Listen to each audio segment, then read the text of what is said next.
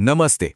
चलिए आज एक ऐसे टॉपिक पर बात करते हैं जो ना ज्यादातर इन्वेस्टर्स को डराता है, गिरता हुआ बाजार।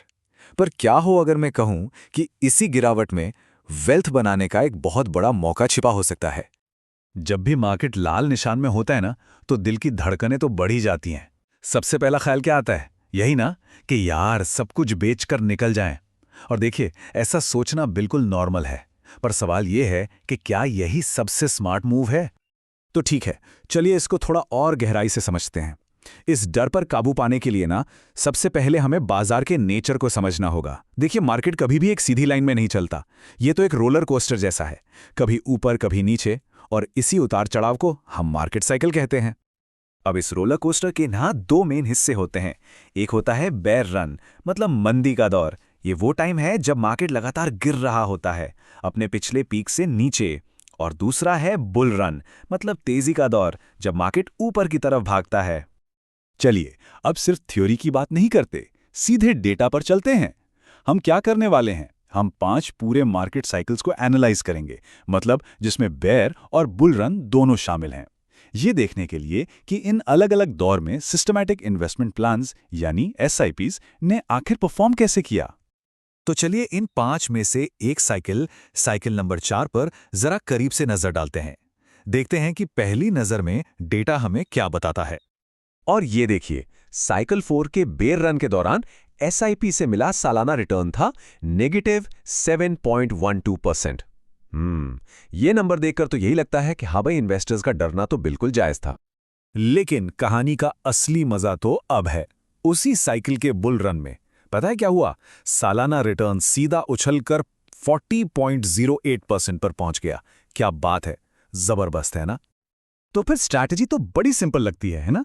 कि जब मंदी हो तो मार्केट से दूर रहो, और जैसे ही तेजी आए बस पैसा लगा दो। सुनने में तो बिल्कुल सही लगता है, पर क्या यही सच है या फिर कहानी में कोई ट्विस्ट है? तो अब हम पहुंच गए हैं इस पूरे एनालिसिस के सबसे चौंकाने वाले हिस्से पर। यकीन मानिए, जो सच अब सामने आएगा ना, वो शायद इन्वेस्टिंग को लेकर आपकी पूरी सोच ही बदल दे। इस पहेली को सुलझाने के लिए ना हमें एक नया कॉन्सेप्ट समझना होगा। इसे कहते हैं वेल्थ डिटर्मिनेंट। ये बस हमें ये बताता है कि पूरे साइकिल के आखिर में जो टोटल वेल्थ बने, उसमें से कितना हिस्सा बेयर मार्केट में किए गए इन्वेस्टमेंट से आया और कितना बुल मार्केट से। मतलब सीधी भाषा में, हमारी कुल कमाई का कितना हिस्सा बाजार के बुरे दिनों में लगाए गए पैसे ने बनाया और कितना अच्छे दिनों में। और ये आता है सबसे बड़ा सरप्राइज। साइकिल 1 को देखे, टोटल वेल्थ का 88%, जी हां 88% हिस्सा उन इन्वेस्टमेंट से आया जो उस खतरनाक बेयर मार्केट के दौरान किए गए थे, और सिर्फ 12% बुल मार्केट के इन्वेस्टमेंट से। मतलब ये तो बिल्कुल उल्टा है जो हम सोच रहे थे। और रुकिए, ऐसा नहीं है कि ये बस एक बार हो गया, कोई तुक्का था, नहीं, ये एक पैटर्न है। ये पैटर्न देखिए, पांचों के पांचों साइकिल्स में लगातार दिखता है। साइकिल 1 में 88%, साइकिल 2 में 74%, साइकिल 3 में 77%, और ऐसे ही आगे भी। हर एक बार वेल्थ का बड़ा हिस्सा बेयर मार्केट में की गई खरीदारी से ही बना। जरा सोचिए इस बारे में, जिन फेजेस से इन्वेस्टर्स सबसे ज्यादा डरते हैं, असल में वही फेज लंबी दौड़ में सबसे ज्यादा पैसा बनाकर दे रहे हैं। तो सवाल उठता है कि भाई ऐसा होता क्यों है? ये उल्टी लगने वाली मैथ काम कैसे करती है? चलिए इसके पीछे का लॉजिक समझते हैं।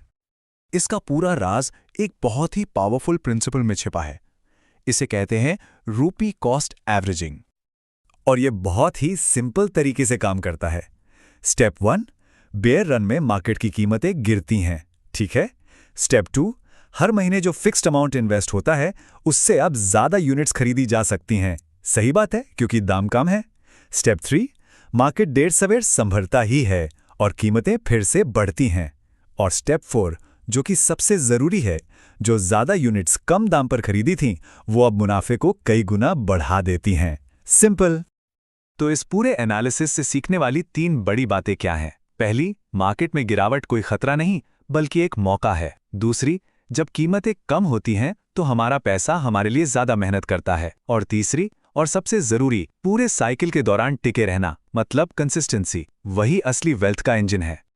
तो आखिर मैं बस यही कहूंगा कि लक्ष्य मार्केट को टाइम करने का नहीं होना चाहिए।